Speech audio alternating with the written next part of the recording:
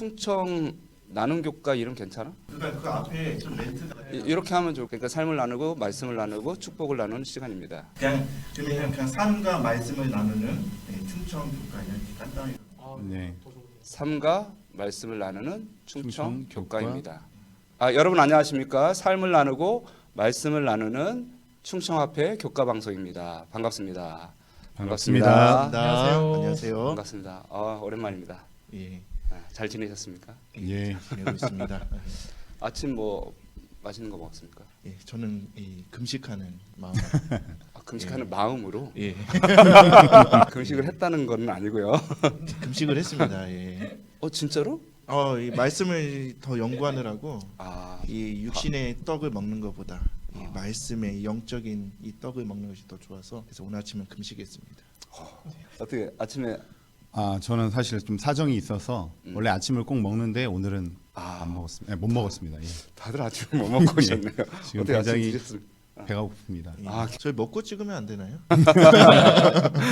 저는 먹고 왔어요. 아, 아침에는 금을 먹고 왔습니다. 아침 사과 금이잖아요. 그래서 아. 아침 건강을 위해서 요즘 사과 먹고 있습니다. 예산은 또 사과가 그렇죠. 네. 예산사가 굉장히 유명하죠. 그분들이 갖다 주셔가지고 음. 사랑도 먹고 사과도 먹고 아. 행복한 시간을 보내고 있습니다. 혹시 정말 맛있는 사과를 먹고 싶으시다 그러면 예산 쪽으로 전화를 주시면 사과 농사 지신 분들이 있고요. 배도 아주 맛있는 것들이 있습니다. 오늘 TMI가 있는데요. 노숙인들에게 음식을 나눠주세요 있네요.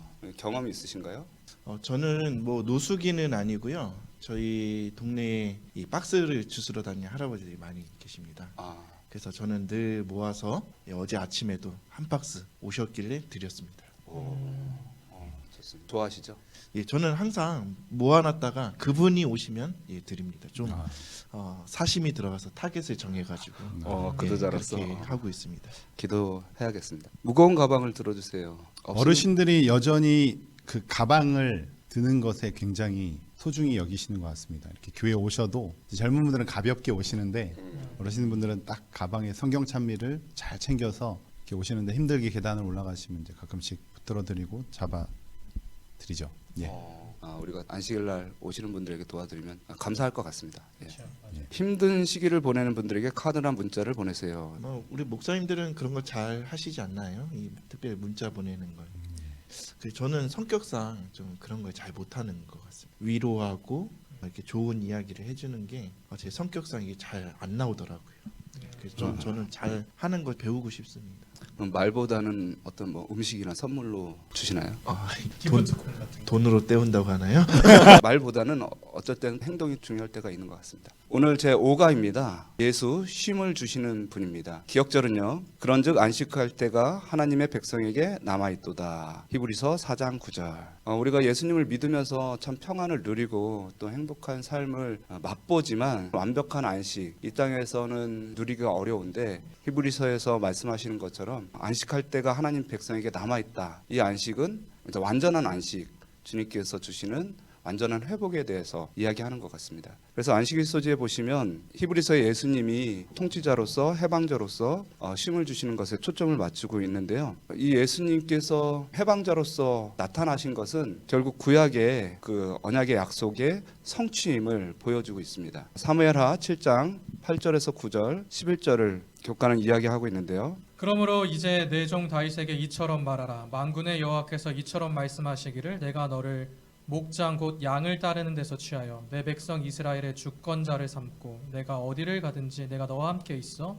내 모든 대적을 내 앞에서 멸하였은즉 세상에서 존귀한 자의 이름같이 내 이름을 존귀케 만들어 주리라. 전에 내가 사사를 명하여 내 백성 이스라엘을 다스리던 때와 같지 않게 하고 너를 모든 대적에서 벗어나 평안케 하리라. 여호와가 또 내게 이르노니 여호와가 너를 위하여 집을 이루고. 사실 이스라엘 백성들이 가나안 땅에 들어와서 그 대적들을 다 쫓아내지 못했었습니다. 수많은 사사들이 나왔지만 다 해결하지 못했습니다. 근데 결국 다윗 때에 그 약속이 이루어졌고 대적이 다 물러가고 하나님 나라가 온전히 세워졌습니다. 이것은 아브라함과 모세와 여호수아에게 약속하신 그 하나님 나라의 온전한 성취를 나타내는 것이었는데요. 그 다윗의 성취가 예수님에게 약속되어 있고 예수님께서 지금 우리에게 다윗이 이루었던 것들을 이루어 주신다라고 하는 것입니다. 근데 중요한 것은 예수님께서 하나님 나라를 이루실 것이지만 우리가 그 예수님을 믿고 그 하나님 나라의 백성이 되는 것은 우리의 과제인 것 같습니다. 외국에도 그런 사례가 있습니다. 길거리에 나와 있는 사람들에게 머리를 깎아주고 직장을 구해주고 먹을 것을 공급해줘서 새로운 삶을 살게 이렇게 하면 그 사람들이 감사하고 새롭게 자신의 삶을 끌어가면 좋은데 그렇게 하지 못해요. 결국은 다시 약을 하고 그 모든 좋은 것들을 다 버리고 길거리로 나오게 됩니다. 노예 근성이라고 하죠. 예수님께서 우리에게 숨을 주시려고 약속을 하셨고 모든 대적을 물리쳐 주시려고 약속을 했지만 저희가 저희의 과제를 충분히 하지 못하면 결국 또 예수님께서 주시는 약속을 얻지 못하고 길거리에 나앉는 노숙자와 같은 삶을 살 수도 있다라고 하는 것입니다. 여러분은 어떻습니까? 예수님께서 우리에게 쉼을 주시고 온전한 회복을 주시려고 하는데 내가 버리지 못하는 죄들이 혹시나 있는지요? 어때요? 생계 걱정은 어떻습니까? 뭐 생계 걱정은 뭐 비단 저희뿐만 아니라 대부분의 세대가 네. 느끼는 그러한 문제인 것 같습니다. 저에게 주신 것들이 다 하나님의 것이다라는 네. 그러한 생각을 우리가 하고 산다 그러면은 어떻게 보면 더 풍요롭게 살 수 있을 것 같은데 사실 저희 목회자로서도 그런 생각이 좀 부족하고 늘 이 통장에 찍히는 그 돈과 빼가는 그 돈들을 생각할 때 그런 것만 바라보니까 저희가 좀 경제적으로 뭐 문제가 있지 않나 그렇게 생각이 든 것 같습니다. 인간이 죄를 짓고 인간이 고통스러워하고 하는 그 모든 문제의 가장 밑에 기반은 두려움이라고 있거든요. 불안함이죠. 이 쉼의 문제가 사실 거기랑 연결되는 것 같습니다. 인간이 불안하기 때문에 진정한 쉼이 없는 거거든요. 정말 나를 믿고 이끌어줄 참된 구원자, 인도자에 대한 개념을 믿지만 실제적으로 맡기지 못하기 때문에 항상 불안하고 뭔가를 해야 하고 뭔가를 내 힘으로 마련해야 되고 그래서 쉬고 있으면서 쉬지 못하는 그럴 때가 참 많은 것 같습니다. 예. 과를 이제 보면서요 이런 구절이 나와요. 안식일을 지킬 때 우리는 하나님께서 이 세상을 창조하시고 십자가에서 세상을 구속하심으로 우리를 위한 완벽한 준비를 해 놓으셨음을 기억하게 된다라고 하는데 안식일이 사실은 하나님께로 가까이 가게 하는 통로의 역할을 하는데 우리가 너무 안식일을 일적으로 다가가서 참 안식의 쉼을 누리지 못하는 모습을 좀 발견하게 되었습니다. 거의 다 그렇게 좀 느낄 것입니다. 그래서 안식일이 지나면 약간의 안도감과 편안함이 있는 것 같습니다. 그리고 또 목회자들이 내 영성이나 내 설교나 내 명성에 대한 사단의 올무에 이렇게 벗어나지 못할 수도 있다라고 생각을 합니다. 내가 이제 뭐 누군가에게 설교를 잘한다라고 이렇게 듣고 싶고 그리고 우리 교회가 빨리 부흥해서 명성을 좀 얻고 싶고 누군가 좀 알아주고 알아주고 예. 우리가 뭐 술 담배를 하지 않지 않습니까? 우리가 욕을 하지는 않지만 그런 유혹들이 있는 것 같습니다. 그러니까 저도 기도주의 같은 거 학생들한테 하게 되잖아요. 서해삼육 가면 아이들이 나를 재밌는 목사님, 또 설교 잘하는 목사님으로 기억할까, 아니면 잠 잘 잤다라고 얘기할까. 그게 진짜 신경이 많이 쓰이더라고요. 그러니까 좋은 평가를 받고 싶은 그런 근성을 버리기가 참 어려운 것 같아요. 있죠, 있습니다. 그것이 이제 노예 근성이라고 저는 생각을 합니다. 그래서 목회자들도 결국은 예수님을 바라봐야지 매일 예수님의 겸손함과 은혜를 생각해야지 또 견딜 수 있는 것 같습니다. 이럴 써집니다. 쉼의 장소로서의 땅. 하나님께서 아브라함에게 가나안 땅을 약속을 해 주셨는데요. 그것은 하나님의 통치 안에서 누릴 수 있는 쉼을 주시기 위해서였습니다. 아브라함이 하나님의 부르심을 받고 고향을 떠나기 전에 그 당시에 그 아브라함이 살던 동네에는 하나님에 대한 사상이나 하나님에 대한 믿음을 가질 수 있는 환경이 안 됐었습니다. 편안하게 뭐 신앙생활을 할 수 있는 환경이 안 됐습니다. 지금 우리가 너무 편안하게 신앙생활을 하고 있지만 만약에 이 신앙에 제재가 오고 또 핍박이 오고 편안하게 믿음 생활을 할 수 없다면 우리도 산으로 가든지 사람들이 없는 곳으로 가게 될 것인데요. 온갖 유혹과 거짓 신이 있던 그곳에서 하나님께 영광을 돌릴 만한 장소가 필요했다. 그래서 창세기 15장 18절에 그날에 여호와께서 아브라함으로 더불어 언약을 세워 가라사대 내가 이 땅을 애굽 강에서부터 그 큰 강 유브라데까지 내 자손에게 주노니. 그래서 하나님께서 아브라함에게 자손도 약속하여 주셨지만 아브라함이 직접 땅은 받지는 못하지만 내 자손들이 반드시 그 땅을 얻고 거기서 온전한 쉼을 누릴 것이다 라고 이야기하고 있습니다. 여러분은 어떻습니까? 혼자서 정말 힘들 때 가는 곳이 있습니까? 예수님께서도 인간적인 마음으로 나사로의 집에 가서 항상 쉼을 얻었는데 여러분에게 그런 쉼의 장소, 쉼의 사람이 있습니까? 저는 좀 마음의 여유가 필요하고 생각이 필요하다 하면 저희 안면도 연수원이 참 좋은 것 같아요. 지금 터널이 뚫려서 금방 갈 수 있는데 거기 가서 텐트 쳐놓고 생각하고 이렇게 말씀도 좀 보고 아이들 그냥 풀어놓고 그렇게 오면 조금 그게 쉼이 되지 않나. 가족들과 함께 예, 같이 갑니다. 그 문제가 있으면 이제 네. 가족들하고 문제를 네. 해결하는 그런. 혼자 좀 해결해 보려고 했는데 그러면 가족들도 좀 힘들어지더라고요. 내가 그러니까 힘들고 어려운 상태에서 남자만의 시간이 필요해서 동굴로 들어가고 단절하면 그러면 이제 또 아내도 힘들어지니까 그냥 같이 같은 장소에서 해결하는 편이 좋지 않나. 저는 전에는 그러니까 혼자만의 어떤 시간과 공간 뭐 있을 때 도서관을 갔었거든요. 도서관에. 근데 이제 좀 바뀌었습니다. 요즘은 쇼핑을 하러 갑니다. 이게 사람마다 쉼을 주는 어떤 그런 그 매개체들이 있는데 제가 물건을 뭐 돈이 많아서 막 사는 게 아니라 이런 것들이 있구나 이런 것들이 있고 이렇게 보면서 또 사람들 살아가는 모습 보면서 그 안에서 이상하게 또 힐링이 되네요. 도서관으로 가면 좀 더 이제 진지해지고 생각을 많이 할 것 같은데 왠지 좀 더 무거워지고 거기는 이제 인생에 대한 뭐 해결책들에 대한 많은 책들이 있지만 진짜 쉼은 그걸 생각하는 게 아니라 거기서 좀 놓여나는 거거든요. 네, 그래서 조금 생각을 안 하고 그냥 이렇게 잠깐 뭐 오랜 시간이 아니니까 아무 생각 없이 좋은 것 같은데요. 나도 한번 해봐야겠네요. 네. 오레오스도 넘어가겠습니다.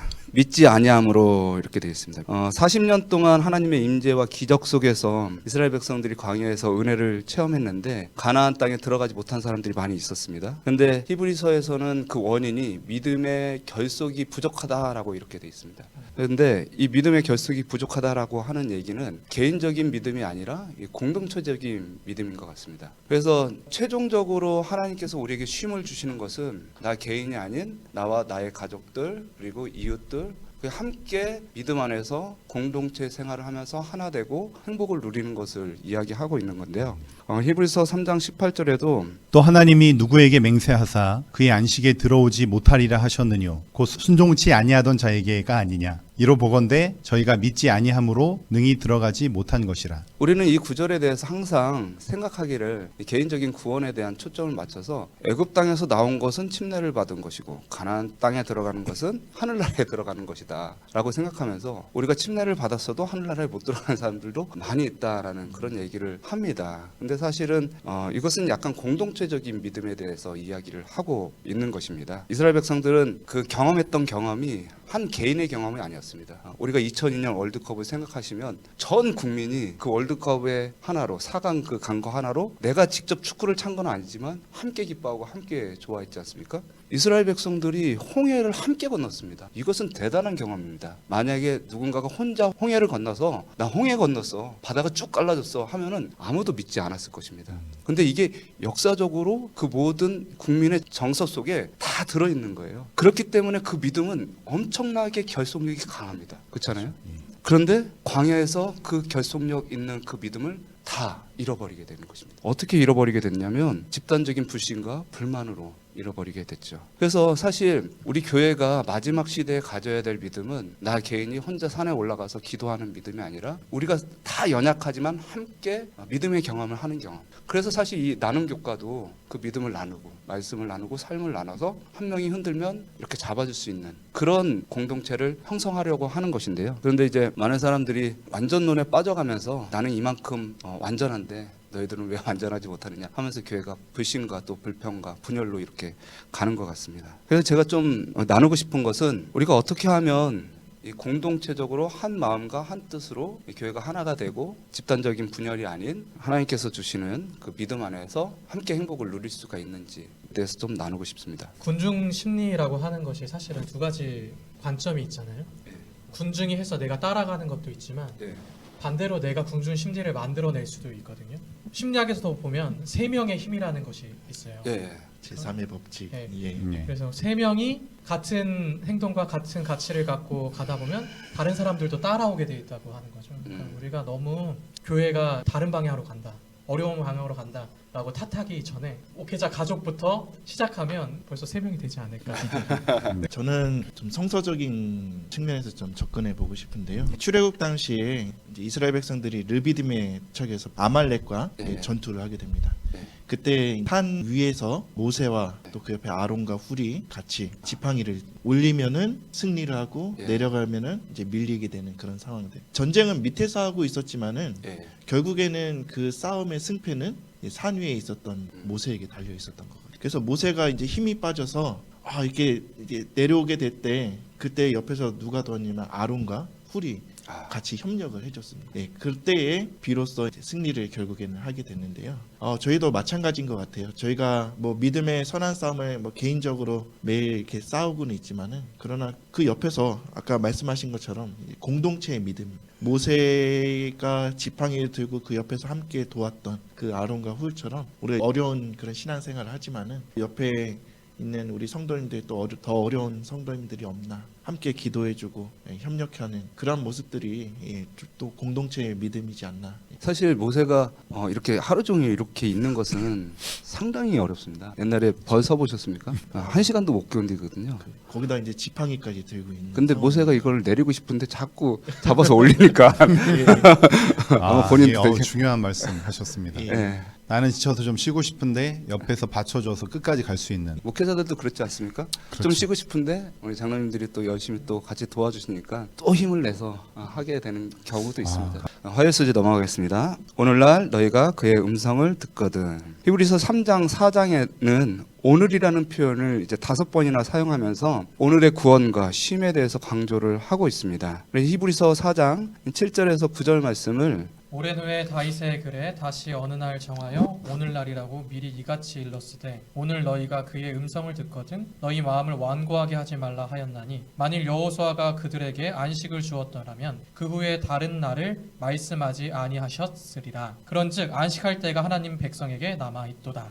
모세가 호렙산에서 설교할 때도 항상 오늘을 강조했었고 여호수아나 엘리야도 오늘 하나님을 택하라라고 이렇게 설교를 했습니다. 현재의 신앙이 매우 중요하다라고 하는 것이죠. 현재가 쌓여서 미래가 되는 것이고 또 그 현재를 잘 살면 과거가 좋은 것인데 여러분 혹시 과거의 어떤 결정이 과거의 어떤 삶이 지금 현재를 만들었는데 또 후회가 된 적이 있는지요? 네. 너무 많아서요. 뭐 학창 시절에 공부를 열심히 좀 잘할 걸 지금 아내와 결혼한 것을 난 너무 감사한다. 뭐 그런 거 후회한다고 하신 것 같은데. 아닙니다.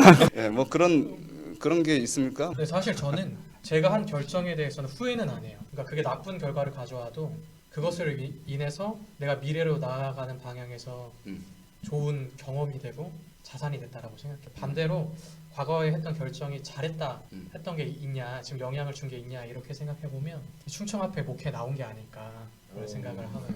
왜냐면 원래 여기 충청 앞에나 목회를 생각을 안 했었는데 조장희 목사님께서 충청 앞에 목회를 나와라. 여기 나온 게 참 좋은 교우님들과 좋은 목회자님들을 만날 수 있는 참 좋은 결정이었다. 뭐 정치적인 발언은 아니죠. 정말 마음에서 그렇다고. 예. 저는 뭐 사람이기 때문에 우리는 과거에 내가 때 당시에는 정말 최선의 결정을 했다고 할지라도 상황이라고 하는 것이 항상 바뀌기 때문에 네, 그렇죠. 지금 내 현재 상태에서 보면 후회스러운 일들이 많죠. 예, 없을 수는 없습니다. 그런데 우리가 과거는 바꿀 수는 없잖아요. 결국은 과거는 바꿀 수 없지만 현재와 미래를 통해서 내 삶을 의미 있게 만들어 나간다면 하나님과 연결되어서 과거의 실패나 과거의 잘못된 경험도 오늘 나와 함께 하시고 또 오늘 하나님과 충만한 그 은혜가 과거의 그 실패를 통하여 교훈적으로 나에게 온 것이기 때문에 우리가 과거는 바꿀 수 없지만 오늘의 삶을 통하여 과거를 의미 있게 만들 수 있다. 항상 우리는 뭐 다 최선의 결정을 하시잖아요. 항상 예, 가장 가치 있고 가장 나에게 또 우리에게 좋은 결정들을 내리시는데 그때는 최선이지만 시간 지나면 또 아닌 것 같은 느낌이나 생각이 들 때가 있죠. 그러나 결국은 그럼에도 불구하고 오늘 나와 함께 하신 하나님의 은혜가 충만하다면 과거의 경험들은 오히려 오늘의 성공과 오늘의 충만함을 위한 과정이었다고 이렇게 볼 수 있겠죠. 예. 저는 그럼 앞으로 어떻게 삶을 살아야 할까 좀 생각을 해봤습니다. 성경적인 사상에서는 뭐 구원이나 또 하나님의 나라나 이런 것들은 먼 미래나 과거가 아니라 항상 이 현재의 시점에서 이야기를 하고 있는 거거든요. 지금 내가 이 시간에 최선을 다하고 살아가고 있는가? 최선을 다해서 앞으로 후회하지 않을 최선을 다하고 또 하나님께 나의 뜻을 맡기고 살아가고 있는가? 욜로는 어떻게 생각하십니까? 미래도 뭐 생각 안 하고 과거의 후회도 없고 오늘 즐거우면 된다 그런 생각을 하고 사는데 저는 욜로가 그러니까 너무 이렇게 극단적으로 치우치면 문제가 있지만 고등학교 때 읽은 책 죽은 시인들의 사회 속에도 그런 얘기를 하잖아요. 그러니까 사실 카르페 미래의 하루의 가치가 오늘 하루의 가치보다 더 가치 있는 건 아니거든요. 그러니까 미래만큼 오늘도 즐겁게 살고 그렇지만 또 미래도 포기할 수 없이 살고 똑같은 가치를 두면서 살면 그러면 욜로도 문제가 되지 않지 않을까. 그렇죠. 근데 예. 욜로가 미래를 버리기 때문에 똑같이 가치인데 오늘이 더 가치 있는 것처럼 살기 때문에 그건 최선을 다하지 않는 게 아닌가. 수요수지 넘어가겠습니다. 그분의 안식에 들어감. 우리가 안식을 누릴 수 있는 근본이 되는 힘은 하나님의 은혜임을 강조하고 있습니다. 우리 신명기 5장 15절 읽어주시고 히브리서 4장 16절을 신명기 5장 15절입니다. 너는 기억하라. 네가 애굽 땅에서 종이 되었더니 내 하나님 여호와가 강한 손과 편팔로 거기서 너를 인도하여 내었나니 그러므로 내 하나님 여호와가 내게 명령하여 안식일을 지키라 하느니라. 히브리서 4장 16절. 그러므로 우리는 긍휼하심을 받고 때를 따라 돕는 은혜를 얻기 위하여 은혜의 보좌 앞에 담대히 나아갈 것이니라. 여기 보시면 애굽 땅에서 종 되었던 이 표현은 계속해서 십자가의 은혜로 구원받는 것을 표상했던 내용이었습니다. 그렇기 때문에 그 은혜로 말미암아 안식일도 지킬 수 있게 됐고 하나님 나라에도 들어갈 수 있게 되었습니다. 그래서 히브리서는 그 긍휼하심을 받고 때를 따라 돕는 은혜를 얻으라고 은혜의 보좌 앞으로 나아가라고 하고 있습니다. 왜냐하면 십자가의 경험이 없이 어떠한 신앙적인 행위도 우리에게 힘을 줄 수 없기 때문입니다. 많은 종교에서 개인적인 구원을 위해서 선행을 하고 또 고행을 하는 것들이 많이 있습니다. 그러나 그런 것들이 아무리 있을지라도 힘을 얻을 수는 없죠. 연말이 되면 사람들이 자신의 삶을 1년 동안 돌아보면서 잘못한 것들을 반성하고 그리고 새로운 것들을 결심하지만 거기에 예수 그리스도가 없이는 결코 참 쉼을 누리지 못하고 새해가 와도 편안하게 새해를 맞지 못하고 올해는 뭘 해야 되지? 올해는 어떻게 살아야 되지? 수많은 걱정과 근심으로 새해를 맞는 것 같습니다. 그런데 예수님을 믿는 사람들은 새해에도 똑같이 하나님의 은혜로 하나님의 은혜의 보좌 앞에서 쉼을 얻으면서 우리의 삶을 꾸려나갈 수 있는 것 같습니다. 행복하기 위해서 그리고 인정받기 위해서 성공하기 위해서 쉼을 얻지 못했던 과거의 경험들이 있었는지 예를 들면 펀치넬로는 특별하단다.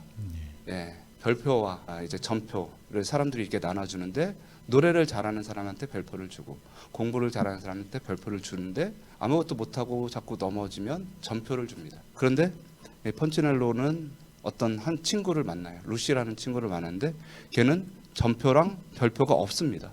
어떻게 그렇게 없니? 그랬더니 나는 목수 아저씨를 만나러 가. 그 아저씨를 만나고 오면 별표도 전표도 없어져 라고 이렇게 이야기를 해서 펀치넬로도 그 목수 아저씨를 찾아가서 결국은 자기가 특별하다는 걸 깨닫고 전표가 이제 떨어지는 경험을 하게 되는데 근데 요즘 현대 사회가 네. 그렇게 인정받기를 원하는 것 같아요. 그러니까 지금도 SNS 같은 거에 음. 좋아요를 받기 위한 그렇게 하기 위해서 한다고 하지 않지만 왠지 못 받으면 슬픈 것 같고 관심 못 받는 것 같고 그래서 그거를 위해서 살아가는 많은 젊은 세대들이 있잖아요. 그렇죠. 근데 그게 굉장히 허무함을 또 느끼게 되고 삶을 드러내는 유튜버들이 그러니까 미국에서도 막 이혼을 한다거나 자살을 한다거나 이러한 안 좋은 극단적인 곳으로 가는 유튜버들도 많이 있거든요. 그런 것들이 비슷하지 않나. 인정받기 위해서 자기는 했지만 결국엔 그게 진정 행복을 주지 못했다. 우리 충청 앞에 교과방송 유튜브는 많이 좋아요 눌러주시기 바랍니다. 목요일 소지 보시겠습니다. 새로운 창조를 미리 맛봄. 히브리서 4장 10절 이미 안식에 들어간 자는 11절 미래에 들어갈 안식을 미리 경험한 것이다. 그래서 그 안식을 소망하고 기대할 수 있음을 설명하고 있습니다. 히브리서 4장 8절에서 11절 만일 여호수아가 그들에게 안식을 주었더라면 그 후에 다른 날을 말씀하지 아니하셨으리라. 그런즉 안식할 때가 하나님의 백성에게 남아 있도다. 이미 그의 안식에 들어간 자는 하나님이 자기의 일을 쉬심과 같이 자기의 일을 쉬느니라. 그러므로 우리가 저 안식에 들어가기를 힘쓸지니 이는 누구든지 저 순종하지 아니하는 본에 빠지지 않게 하려 함이라. 우리가 미래의 안식을 직접 봤던 사람이 성경에 있는데요. 누가 있을까요? 사도 바울. 네, 사도 바울이 예. 있었죠. 사도 바울이 3층 하늘에 올라갔었습니다. 예. 또 누가 있나요? 이 성경에는 등장하지 않지만 화이트 부인이 네, 화이트부인도 예. 있죠. 하늘을 보고 와서 하늘과 이 땅을 비교를 하셨는데 땅이 뭐라고요? 너무 어둡다. 아, 예. 땅이 그리고 어둡다. 이제 뭐 하늘을 묘사할 그런 단어가 음. 뭐 없다. 뭐 없었다. 하늘에 대해서 여러분은 어떤 기대를 갖고 있습니까? 우리가 이제 영원토록 사는데 그 수많은 시간 동안에 가장 하고 싶은 것들이 있나요? 저는 구체적으로 뭘 했으면 좋겠다 또 뭘 해야겠다라는 생각을 안 해봤던 것 같습니다. 아, 그렇습니까? 예. 그냥 거기 가는 것 자체로 저는 만족을 했던 것 같습니다. 근데 저도 그런 것 같아요. 무엇을 한다는 것보다는 네. 누구와 함께 한다라는 생각을 많이 했던 것 같아요. 왜냐하면 너무 좋은 곳에 가도 싫어하는 사람이랑 가면 진짜 싫더라고요. 그렇죠. 근데 그냥 집에서 주말을 보내도 예전에 연애했을 때를 떠올려 보면 그 시간이 너무 행복하고 좋더라고요. 아, 그러니까 그럼 하늘도 영원이라는 시간이니까 사랑하는 분과 같이 분과 함께 있으면 계속 예, 뭐 얘기도 하고 뭐 놀러도 다니고 뭐 아. 하면 너무 행복하지 않을까. 뭐. 그런 존재에서 오는 행복감. 존재에서 오는 행복감. 오늘 말씀을 이렇게 함께 나누게 되었는데 느낀 점이나 결심한 것들이 있으면 하셨으면 좋겠습니다. 안식을 다른 데서 찾지 말고 진정한 평안을 주시겠다고 한 예수님께 찾아야겠다. 다른 노력들을 너무 많이 했다. 그런 생각을 했습니다. 예. 만족을 세상에서 찾다 보니까는 계속해서 쉼을 얻지 못하는 그래서 저도 잘 안 되지만은 우리 예수님 안에서 좀 쉼을 얻는 것들을 어떻게 하면 될지 고민하고 또 그렇게 실천할 수 있도록 해봐야겠다 생각이 들었습니다. 우리가 추구하는 모든 쉼의 근원 안에 예수님이 없으면 네. 사실 큰 의미가 없는 일이라는 것을 이 교과를 통해서 다시 한번 느끼게 되는 것 같습니다. 예수 쉼을 주시는 분이신데 물론 우리가 영적인 쉼도 있지만 주님께서 최종적으로 우리에게 쉼을 주실 것이라는 것을 히브리서를 통해서 우리가 확신할 수 있기 때문에 그 쉼을 믿음으로 우리가 이 땅에서 너무 아등바등하지 말고 모든 것을 좀 내려놓고 서로 사랑하고 진솔한 얘기를 하면서 쉼을 기다리고 고대하는 삶을 살았으면 좋겠습니다. 예. 묵상으로 모든 교과를 마치겠습니다.